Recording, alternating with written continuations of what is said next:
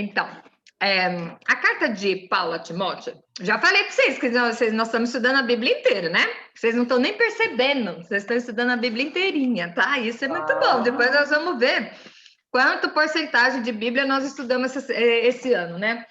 Então, vamos lá. Timóteo, vamos explicar primeiro quem que era Timóteo. Timóteo era meio pupilo de Paulo, tá? Ele andou atrás de Paulo. Tem algumas cartas que nós vimos que Paulo escreveu e falou: estou mandando Timóteo para vocês, e Timóteo trouxe notícia, não sei o quê.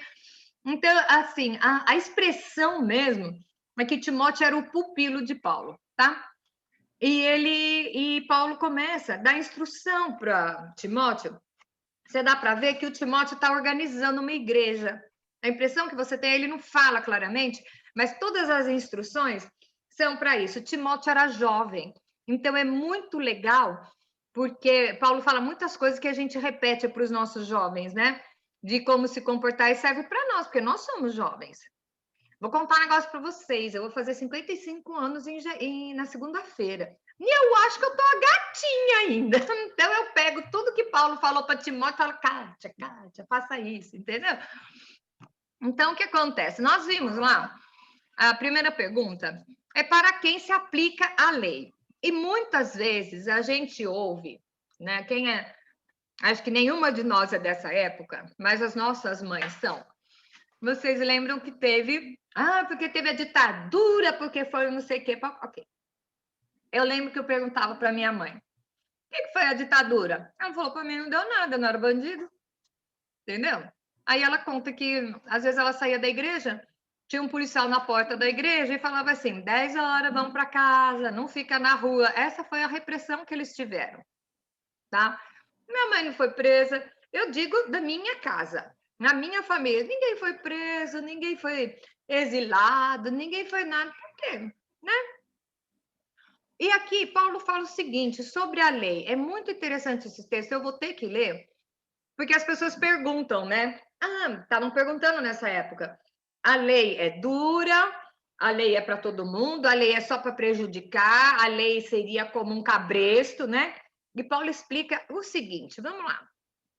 Primeira carta a Timóteo, capítulo 1, de 8 a 11, diz o seguinte: sabemos, porém, que a lei é boa, se alguém dela se utiliza de modo legítimo, tendo em vista que não se promulga a lei para quem é justo. Então, é assim, a lei não vai punir quem está andando na linha, tá? Mas para transgressores e rebeldes, irreverentes, pecadores, ímpios, profanos, parricidas, matricidas, homicidas, impuros, sodomitas, raptores de homens, mentirosos, perjuros e para tudo quanto se põe à sã doutrina. Gente, aqui tem uma lista complicada, né? De quem é as pessoas que se incomodam com a lei. São as pessoas que vão ser punidas pela lei. Mas se você não é nada disso, pode ter a lei que for. Então é assim. É um absurdo no país muçulmano que se alguém roubar, corta a mão fora. Que horror! Pois é, mas eu sei que se eu for para lá e eu roubar, vão cortar minha mão, o que eu tenho que fazer? Não rouba! Você está entendendo? Então, aqui fala, rebelde.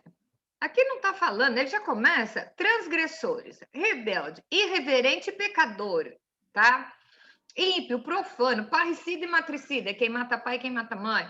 Homicida, impuro, sodomita. Eu só quero explicar o que é o sodomita, tá? Existe, todo mundo agora está passando, né, a novela Gênesis, então está falando do Sodoma e Gomorra. Existe o efeminado e o sodomita. Qual que é a diferença? O afeminado é o gay. O sodomita é o que sai com o gay, entendeu? O sodomita, vamos tentar colocar assim, o efeminado, isso biblicamente falando, a palavra efeminado vai falar para o gay passivo e o sodomita é para o gay ativo. Acho que está bem claro isso aí, né? E é por que eles são chamados de sodomitas? Porque em Sodoma e Gomorra eles quiseram estuprar os anjos. Os anjos que foram lá para tirar Ló e tá, eles quiseram violentar os anjos, porque eram muito bonitos e não sei o quê. Então, daí veio a palavra sodomita. Então, nós vamos saber. Aí você fala assim, nós conhecemos na nossa sociedade muitas pessoas, muitos homens, que são inclusive casados e acham que estão bem porque são casados, mas saem com gay. Não, mas eu não sou gay, mas saiu com gay, tá aqui no pacote.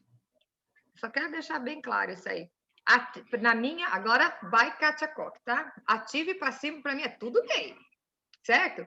E aí, o que aqui tá falando? Os sodomistas, tá? Os sodomitas são sujeitos à lei. Raptores de homens, mentirosos, perjuros e tudo que se opõe à sã doutrina, tá?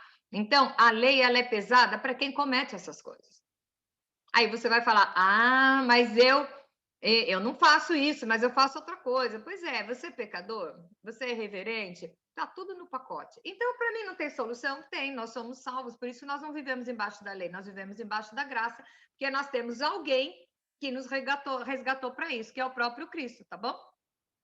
Então, para quem se aplica a lei? A pergunta é para aqueles que se opõem à lei. Então, é assim, se você andar na linha, não precisa ter medo do juízo.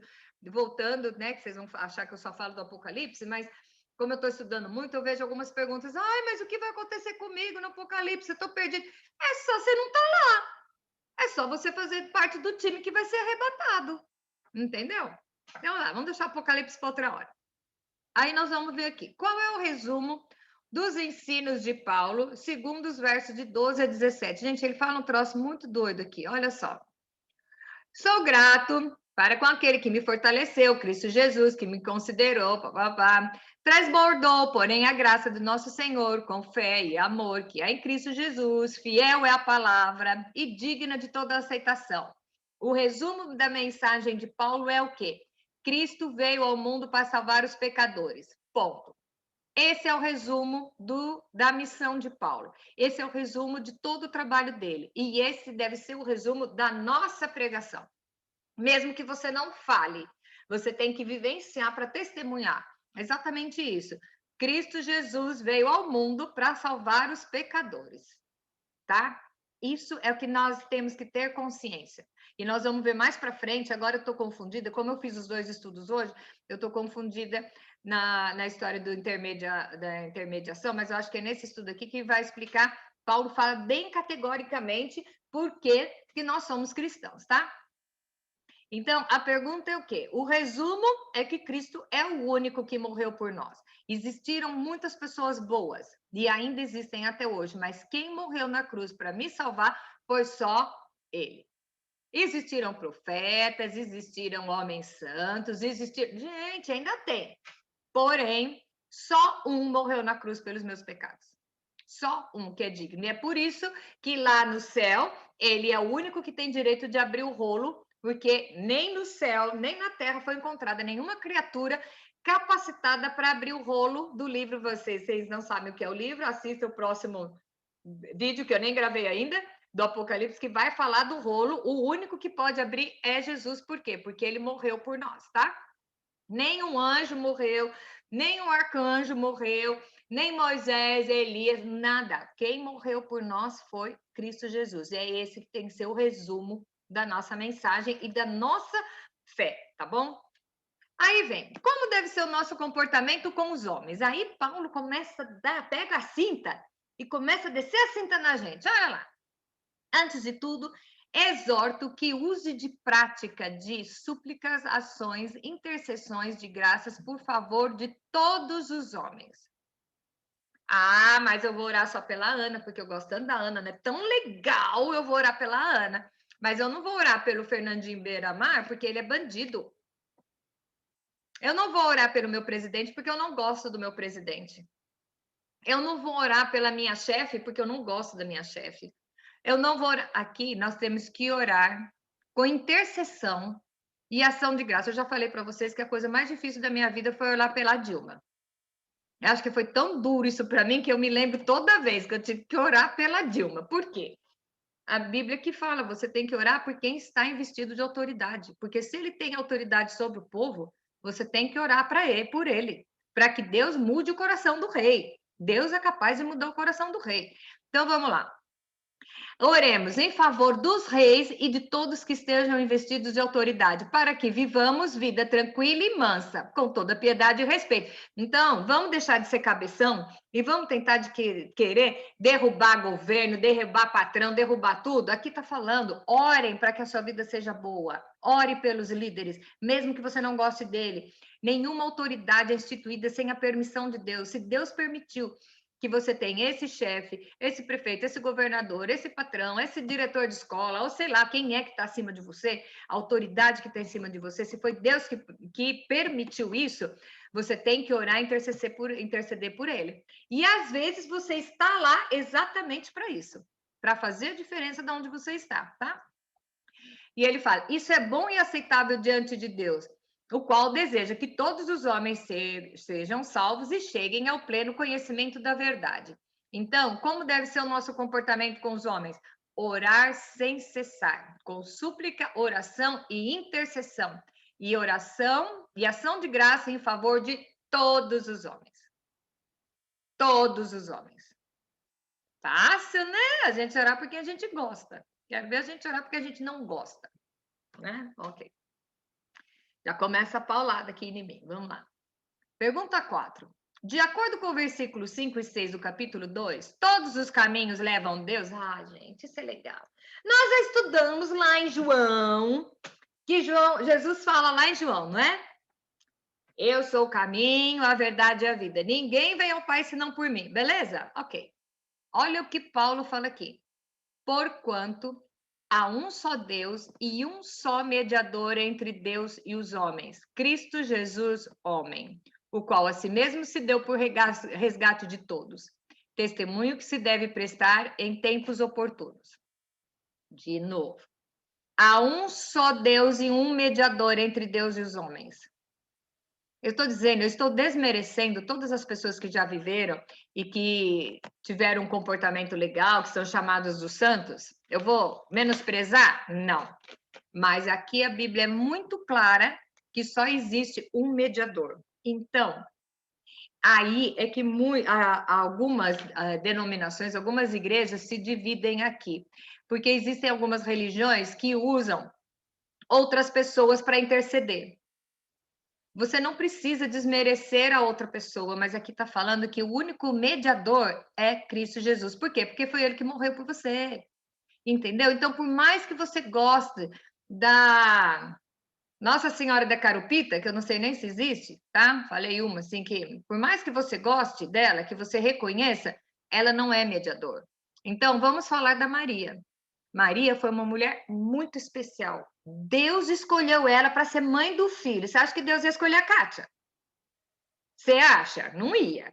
Ele escolheu uma mulher mais do que especial, tá? O anjo saiu e falou com ela. Providenciou todo o ambiente, mexeu no coração de José para que ela fosse a mãe do filho dele. Certo? O papel dela acabou ali. Tanto que quando o anjo apareceu e falou para ela, o que ele disse? Salve agraciada. Agraciada é o quê? Uma pessoa que recebe uma graça para um momento, tá? Então, o mediador, ela tá no céu? Tá. Certo? Ela ficou lá, quem é mãe sabe o que essa mulher passou, que ela sabia que ele era o Messias, ela sabia que ele ia sofrer, ela sabia porque ela conhecia as escrituras, ela era judia e ela reconheceu ali, ela viu o filho sofrendo, ela viu tudo, ela viu o filho apanhando, ela ficou lá do lado, na cruz ela estava, tanto que Jesus falou para João, toma conta dela, ela agora é sua mãe, você é o filho dela. Você imagina, ela está no céu, só que ela não é nossa mediadora. Aqui a Bíblia diz, só há um mediador entre Deus e o homem, e os homens, que é Cristo Jesus, porque ela não morreu por nós.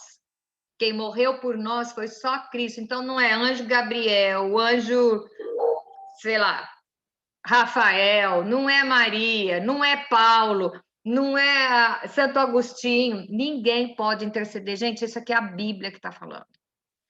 Ah, mas tem um pastor que é ótimo, tem um padre que é ótimo, porque tem um líder que ele é ótimo. Ele pode orar com você, mas o único caminho para você chegar a Cristo para chegar a Deus é Cristo, não há outro. Ok? Então, isso aqui está muito claro nesse texto. E aí, o que nós vamos ver? O que nós vamos ver mais para frente? Paulo fala depois disso. Existem as diferenças de interpretação. Você pode interpretar de qualquer outra forma, mas a base você tem que ter ela pura. Ela tem que ter pura. Então, o que acontece? O resumo a pergunta anterior, o resumo do discurso de Paulo, tá? Cristo é o único que morreu por nós. Então, a pergunta 4 vai dizer o quê? Só ele é o mediador, tá? Isso tem que ficar bem claro na nossa mente. Nós vamos encontrar com esses heróis da fé lá? Vamos. Nós vamos encontrar com o apóstolo Paulo, com o João, né? Sei lá, com a Maria, com o José, com quem? Moisés, Elias, pode pegar toda a turma lá, entendeu? O padre não sei quem, o pastor não sei quem, vão estar lá. Mas o único que pode interceder por nós é Cristo Jesus, tá bom? Não sou eu que estou falando, tá? Quer dizer, eu estou falando também, mas eu estou falando baseado nesse texto. Vamos lá, pergunta 5. No trecho do verso 8 a 15 do capítulo 2, em que contexto Paulo faz esse comentário? A mulherada detesta esse texto, porque não entende em que Paulo está falando isso aqui. Que aqui ele dá uma dura na mulherada. Por quê? Vamos tentar entender a cultura daquela época. Mulher nem era contada. Era assim, tanto os homens, mas as mulheres e criança, tá? A mulher não podia sequer entrar no templo. O templo era o seguinte, tinha lá a salinha, aqui estava a reunião dos homens, aí tinha uma parede aqui, e aqui para cá era como se fosse um pátio que ficavam as mulheres e crianças, elas não podiam entrar no templo. Então elas ficavam conversando. Você está entendendo? Elas ficavam paparicando. Então, você vê lá na carta de Paulo aos Coríntios, ele fala: mulher, fiquem quietas dentro da igreja, porque viravam galinheiro. Imagine, gente, 500 mulheres esperando os homens resolver o caso, correndo atrás das crianças, levando as comidas, os lanchinhos para a criança, a baderna que era no culto. Paulo fala isso lá, tá? Então, não pode. Aí, o que ele fala? Só que aí era uma sociedade muito machista. Muito machista. Mulher não tinha voz ativa para nada. Então, o que ele fala? Portanto, contando o cenário, agora nós vamos ver. Portanto, que os varões orem em todo lugar, levantando as mãos santas, sem ira e sem animosidade. Da mesma sorte que as mulheres em traje decente se ataviem com modéstia e bom senso, tá? Não com a cabeleira frisada e com ouro ou pérolas ou vestiário dispendioso. Tem gente que acha que isso aqui é para você fazer progressiva, tá? Você não pode ir na igreja com o cabelo frisado, então você tem que fazer. Boa ideia, acho que eu vou fazer isso no meu marketing, tá? Uma teologia furada, mas não é. O que é? Aqui ele está dizendo para a mulherada, ao invés de você se preocupar com o exterior, você se preocupar com o interior. Não quer dizer que você não possa se preocupar com o exterior, mas não tem que ser a sua prioridade. Então ele fala, porém com boas obras, tá? Então é assim, a sua maior qualidade não tem que ser a sua beleza, tem que ser a sua beleza interior. E você pode se arrumar, tá bom? Mas você não tem que se fixar só nisso e andar com roupa decente, não precisa nem falar, né, gente? Você vai na igreja, tem gente que vai na igreja com umas roupas que é para só tentar os moços, né? Então vamos lá. Aí ele fala, e ele, Paulo, não permite que a mulher ensine ou exerça autoridade sobre o homem, porém esteja em silêncio. Se ele não está falando que é Deus não permite, ele falou, eu não permito porque não é da nossa cultura. E ia escandalizar.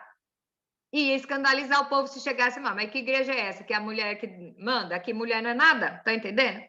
E aí, ele fala que qual é a função da mulher, qual é a função do casal aí, tá bom? Ai, gente, espera um minutinho. Aí nós vamos lá.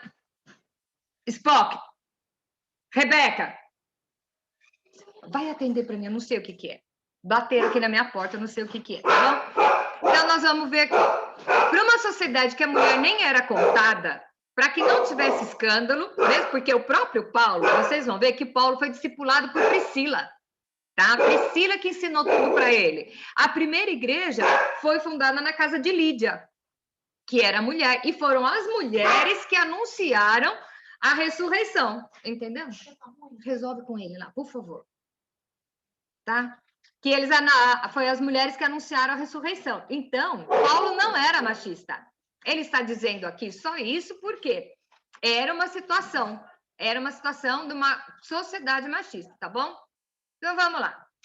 Aí, a próxima pergunta é: quais as características dos líderes da igreja? Aí, Paulo está falando para Timóteo o quê? Então, você dá a entender que o Timóteo está organizando uma igreja e ele vai falar com as características dos líderes.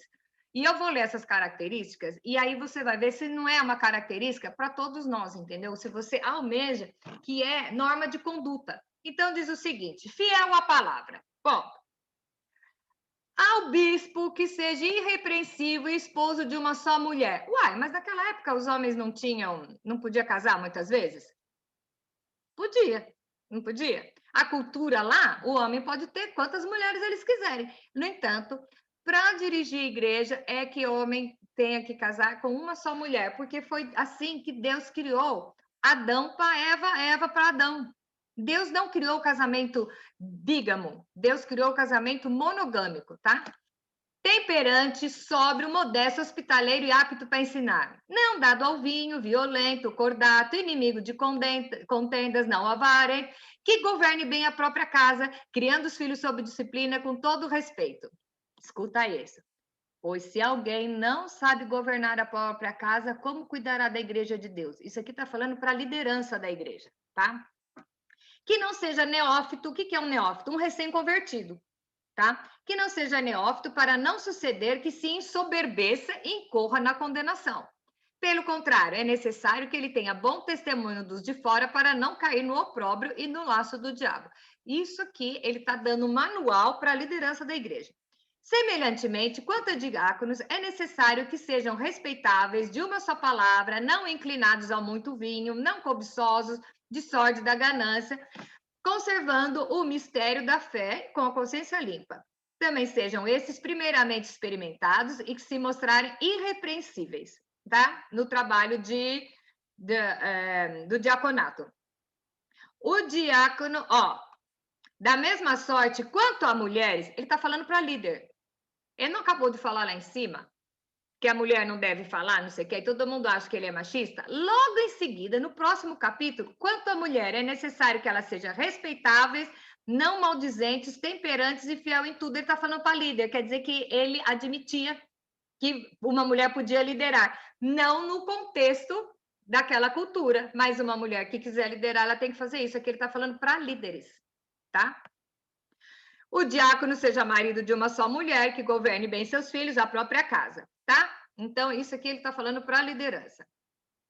Então, eu acho que aqui você veja bem, existem muitas coisas aqui que são orientações de Paulo para Timóteo, que ele estava implementando uma igreja, tá? Então, o que acontece? Você vai falar de liderança.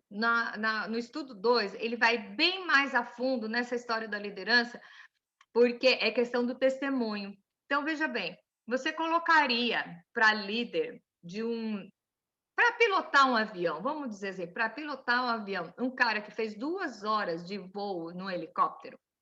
Não. Você colocaria para presidir uma empresa, uma multinacional, um cara que acabou de sair da faculdade? Não. Porque você pega uma pessoa que é recém-convertida e bota para tomar conta de uma igreja. Não tem experiência. Não tem experiência. E em uma igreja você está lidando com vidas. E eu vou falar uma coisa para você.